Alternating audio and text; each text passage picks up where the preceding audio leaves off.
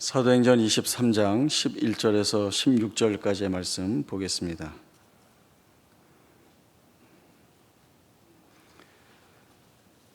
사도행전 23장 11절에서 16절까지의 말씀 봅니다.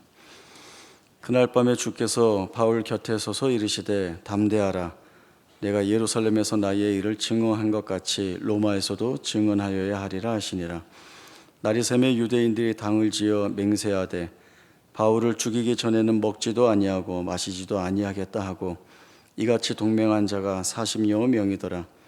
대제사장들과 장로들에게 가서 말하되 우리가 바울을 죽이기 전에는 아무것도 먹지 않기로 굳게 맹세하였으니 이제 너희는 그의 사실을 더 자세히 물어보려는 척하면서 공회와 함께 천부장에게 청하여 바울을 너희에게로 데리고 내려오게 하라.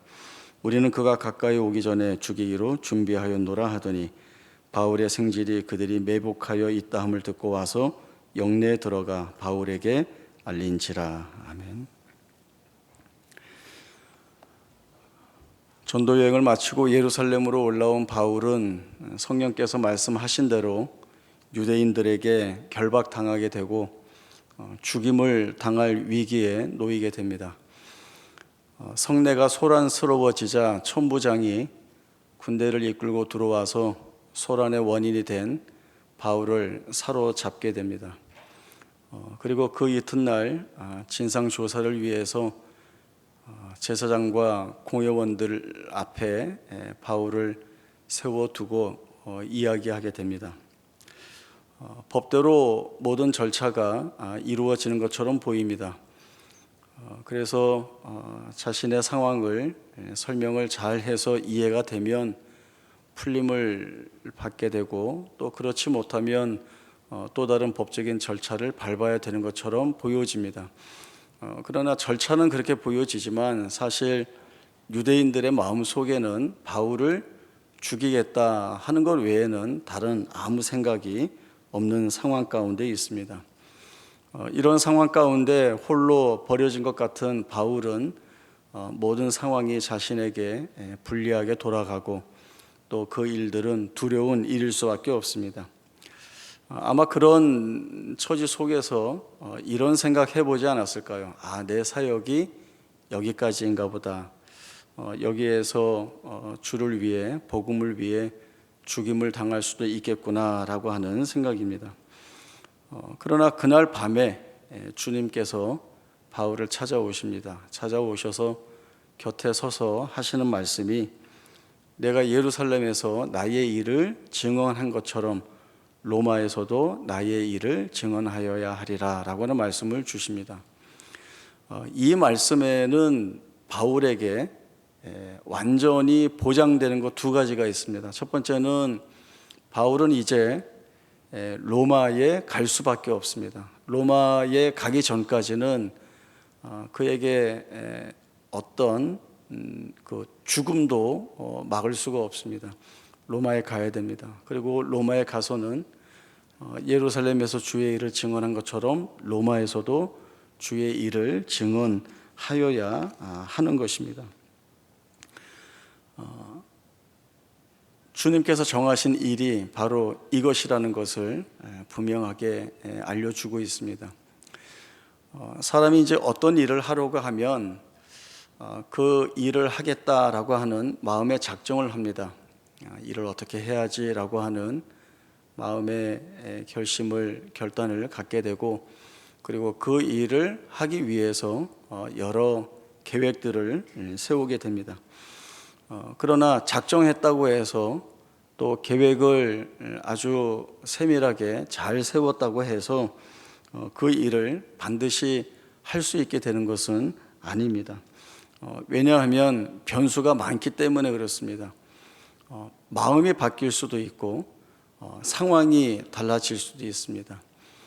그리고 처음에 본 대로 아니라고 하는 것이 생각이 된다면 충분히 얼마든지 그 일들을 다 바꾸어 낼 수가 있습니다. 사람들은 무엇을 아주 결연하게 결단할 때에 이 일은 꼭 하겠다, 안 되면 내 손에 장을 지진다, 이런 표현까지 쓰면서 반드시 할 것이라고 이야기를 하지만 그러나 누구나 마음 한켠에는 안 될 수도 있다라고 하는 생각을 합니다. 그래서 이런 이야기 많이 해죠. 비행기가 떠야 가는 거다. 이제 이런 이야기도 많이 합니다.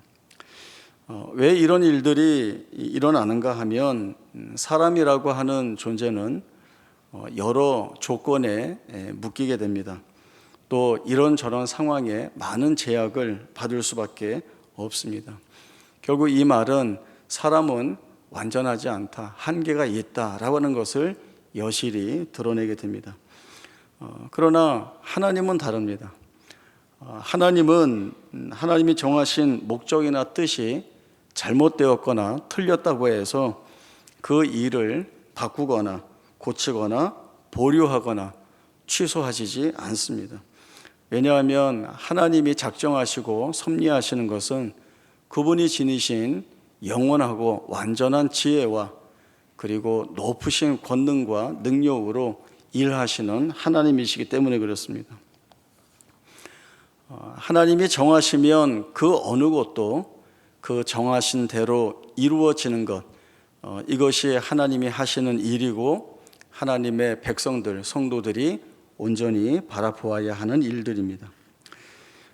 두 곳의 말씀을 연이어서 찾아보겠습니다. 신명기 2장 24절에서 25절, 그리고 한 장 넘어가서 신명기 3장 1절에서 3절까지의 말씀 보겠습니다. 먼저 신명기 2장 24절, 25절 두 절 말씀입니다. 제가 말씀 읽겠습니다.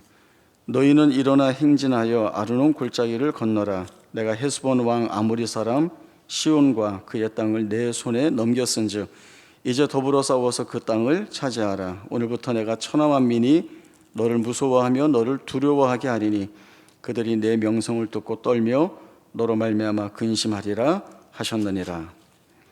신명기 3장 1절에서 3절입니다.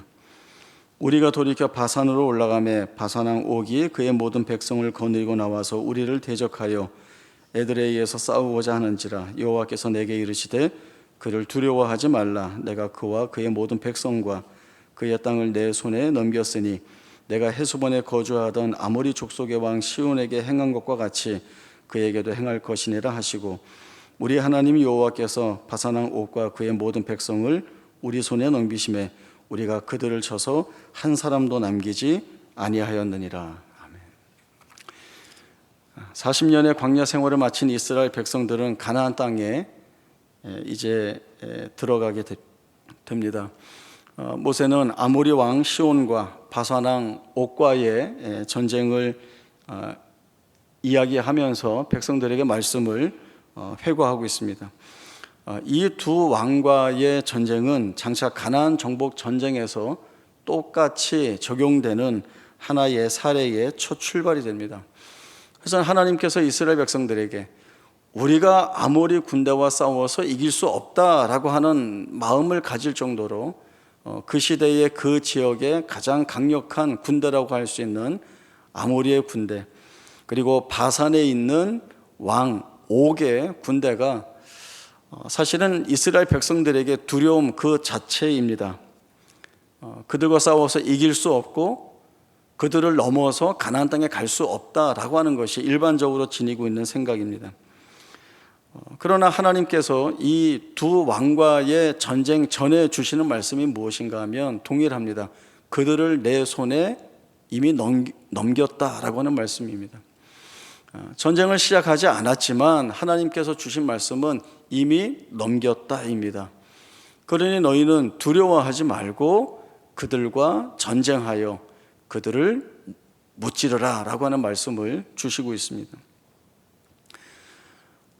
사람이 하는 일이라면 앞에서 말씀드렸듯이 충분히 바뀔 수 있고 할 수 없는 일들이 있을 수 있습니다. 그러나 하나님이 하시는 말씀이라고 한다면 그 하신 말씀대로 모든 것들이 다 이루어집니다. 하나님은 그렇게 일들을 수행하시고 역사하실 능력이 있으신 하나님이십니다. 하나님이 그들을 내 손에 넘겼다라고 하는 것은 전쟁 전이지만 이스라엘 백성들은 이미 하나님의 이 같은 선언으로 인하여서 승리한 것과 다름이 없습니다. 이제 전쟁을 하는 자리에 나아가야 하지만 이스라엘 백성들은 이 하나님의 말씀을 붙들고 우리가 반드시 승리할 수밖에 없다는 사실을 가지고 그 전쟁에 임해야 하는 것입니다. 이스라엘 백성들은 그렇게 임했고, 하나님이 말씀하신 것처럼 아모리 왕 시온과 그리고 바산 왕 옥의 모든 군대 백성들을 무너뜨리고 그들의 모든 가축을 자신의 소유로 삼을 수가 있었습니다. 오늘 바울에게도 하나님의 일하심을 경험하게 되는 주님의 말씀도 있었지만, 바울이 실제적으로 경험케 하시는 일이 또 하나 있었습니다. 바울을 죽이기 전에는 먹지도 아니하고 마시지도 않겠다라고 하는 결사대가 40여 명이 결성되게 됩니다. 이들은 바울에 대한 미움과 증오에 똘똘 뭉쳐 있습니다. 그렇기 때문에 이 바울을 죽이는 것이 그들 평생 일대의 최대의 목적입니다. 그리고 이들은 이 일을 완수하기 위해서 대단히 지혜로운 작전들을 다 구상해 놓고 있습니다. 제일 처음에는 대제사장에게 가서 우리가 바울을 죽이기 전에는 먹지도 마시지도 않겠다, 이렇게 우리가 맹세했다라고 하는 사실을 알리고, 천부장에게 연락하여서 좀 더 조사할 것이 있으니 바울을 공회로 보내달라라고 하면 그 바울이 올 텐데, 우리가 그 길가에 숨어서 그때에 바울을 죽이겠다라고 하는 것입니다. 이들이 세운 작전은 성공 가능성이 굉장히 커 보인 작전입니다. 그리고 이 작전대로라고 한다면 바울은 이들의 손에 죽을 수밖에 없습니다. 그러나 이들의 모의를 그곳에 있던 바울의 조카 생질이 듣게 됩니다. 바울의 조카가 이 일을 듣게 된 것은 우연히 들은 것도 아닙니다. 어쩌다 듣게 된 것도 아닙니다. 하나님이 듣게 하신 것이죠. 그리고 바울을 통하여 이 조카는 천부장에게 가서 이러한 모함이 있다는 사실들을 다 알리게 됩니다. 그리고 천부장은 바울을 보호하여 총독 벨릭스에게 보내게 되는데, 그냥 보내는 것이 아니라 나중에 뒤에 말씀을 보면 보병 200명, 그리고 기병 70명, 창을 둔 군인 200명, 이렇게 470명의 군대의 호위를 받고 보내게 됩니다. 바울을 죽이고자 하는 결사대보다 10배나 넘는 자들로, 군인들로 보호케 하시는 하나님의 일하심들을 보게 됩니다. 바울은 살기 등등한 유대인의 과격한 모습을 보았을 것입니다. 그리고 그 적들에 둘러싸여 있다는 생각을 떨칠 수 없었을 것입니다. 물론 나는 주 예수의 이름을 위하여 예루살렘에서 결박당할 뿐 아니라 죽을 각오도 되어 있다라고는 마음을 가지고 있지만, 그렇다고 두려워하지 않고 무서워하지 않고 있지는 않았을 것입니다. 두려움이 있죠. 무서운 마음이 듭니다. 그러나 바로 그때 주님께서 찾아오셔서 바울에게 모든 것들을 알려주시는 겁니다. 너는 여기서 죽을 것이 아니다. 이곳에서 나의 일을 증언한 것처럼 로마에서도 나의 일을 증언해야 된다. 결국 바울의 운명은 주변의 환경이나 조건에 달려있는 것이 아니라 철저하게 하나님의 뜻에, 주님의 손에 붙잡혀 있다는 것을 말씀을 해 주십니다. 로마에 가기까지, 로마에 가서 주의 일을 증언하기까지 바울에게는 다른 상황이 절대로 허락되지 않습니다. 바울은 반드시 로마까지 가야 하고 거기서 주의 일을 증언해야 합니다. 이것은 바울의 계획이 아니라 주님의 계획입니다. 바울의 생애를 보면 다메섹에서 사도로 부름을 받고 또 주의 이름을 이방에 전하는 책임을 맡게 됩니다. 주님의 택한 그릇으로 쓰임받을 것이다. 그리고 주의 이름을 위하여 많은 고난을 받을 것이다 라고 하는 그 말씀 위에서 사역의 시작이 출발되었습니다. 그 주신 말씀대로 바울은 이방인의 사도가 되었고, 또 그렇게 택함을 받은 사도가 되었고, 복음을 위하여 많은 고난을 받게 됩니다. 바울에게 가장 큰 힘은 무엇이었을까요? 곁에서 도왔던 많은 사람들일까요? 물론 그들도 바울에게 많은 도움이 되었을 것입니다. 그러나 무엇보다도 바울에게 가장 큰 힘이 되는 것은 그가 어떠한 두려운 자리에 있다 할지라도, 또 떨리는 자리에 있다 할지라도, 그리고 아무것도 할 수 없는 자리에 있을 때 주님께서 찾아오셔서 그를 위로해 주시고 격려해 주시는 것이 그에게는 가장 큰 힘이 되었습니다. 오늘로 주님은 바울에게 예루살렘에서 나의 일을 증언한 것처럼 로마에서도 해야 된다라고 하는 말씀을 주시는데, 이 말씀 앞에 주시는 말씀이 담대하라라고 하는 것이었습니다. 담대하라, 내가 예루살렘에서 나의 일을 증언한 것 같이 로마에서도 나의 일을 증언하여야 하리라 라고 하는 말씀입니다. 주님께서 담대하라 하시니 바울은 담대할 힘을 얻게 됩니다. 이 같은 경험은 바울에게 많습니다. 아덴에서 복음을 전하다가 고린도에 내려왔을 때에 바울은 그때 자신의 처리를 심히 떨고 약하고 두려웠다라고 하는 고백을 하고 있습니다. 그때 그 밤에 주님께서 바울의 곁에 서서 주시는 말씀이 침묵하지 말고 말하라, 이 성에 내 백성이 많다라는 말씀입니다. 그러나 이 말씀 앞에도 주신 말씀이 두려워하지 말고 침묵하지 말고 말하라라고 하는 것입니다.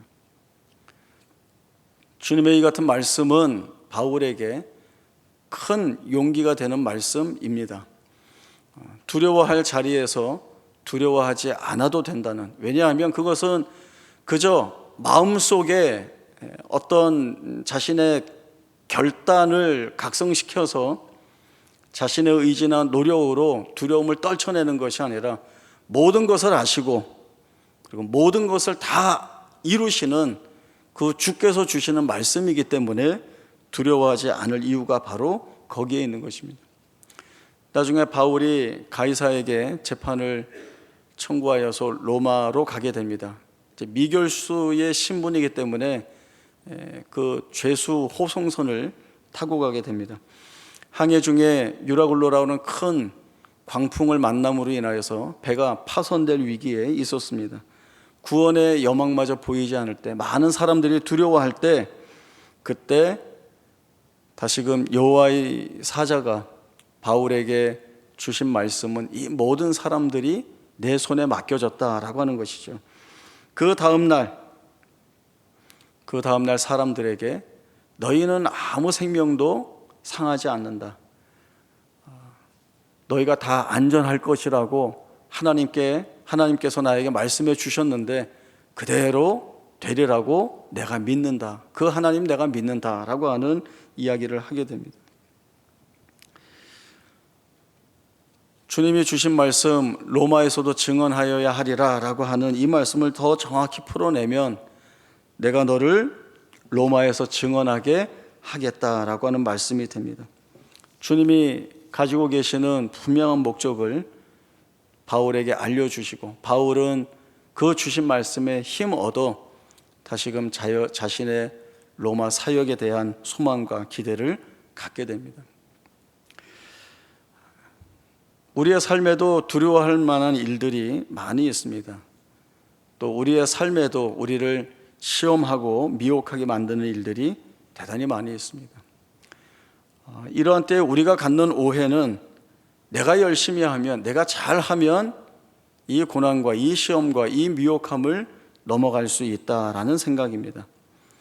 내가 할 수 있다는 자신감일 수도 있겠지만 그보다는 우리가 주께 맡기고 주님께서 주시는 은혜의 능력을 통하여서 때로는 견뎌야 할 때도 있고, 때로는 버텨야 할 때도 있고, 때로는 되지 않는 그 상황 속에 은밀하신 주의 뜻을 구하며 기다려야 할 때도 있습니다. 그렇다고 해서 그 모든 것들이 우리를 무너뜨리지는 못합니다. 우리에게 향하신, 또 우리의 삶 가운데 담아놓으신 주님의 선하신 약속과 또 우리를 통하여 이루실 일들이 있기 때문에 그렇습니다. 언제든 주님의 뜻이 드러나야 하는 그때에 주님은 우리를 격려하여 주실 것이고, 우리는 담대하라 하시는 주님의 말씀을 붙들고 일어나 주의 일들을 우리의 삶 가운데에서 선명하게 드러낼 수 있게 됩니다. 제가 오래 많이 산 건 아니지만 살면서 이렇게 뒤돌아보면 생각나는 것들이 있는데 그 중에 하나가 내 손에 있지 않다라고 하는 생각들이 참 많이 있습니다. 열심히 하고 성실하게 하면 이렇게는 되지 않겠는가라고 하는 그런 일들로 애쓸 때에도 때로는 생각한 대로 일들이 되지 않고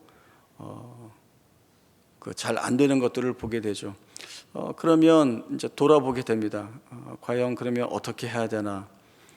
그리고 돌아보면 이것은 내 손에 있는 것이 아니라 하나님 손에 있는 일이다라고 하는 것들을 깨닫게 하십니다.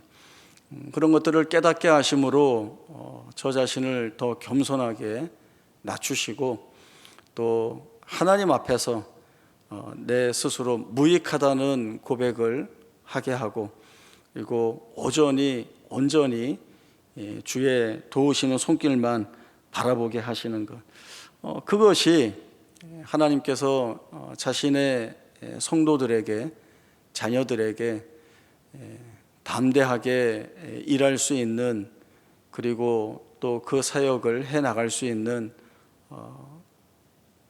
그 일의 풍성함의 원동력을 주시는 방법이다라고 하는 생각도 해보게 됩니다.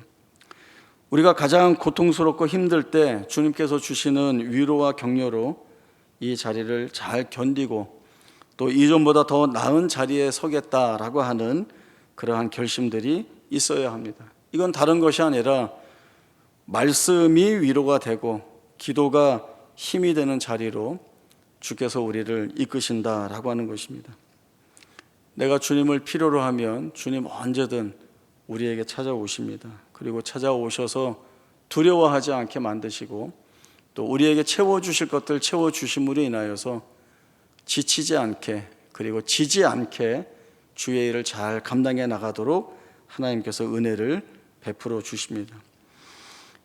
이사야서 41장 9절과 10절 말씀을 함께 읽고 말씀을 마치도록 하겠습니다.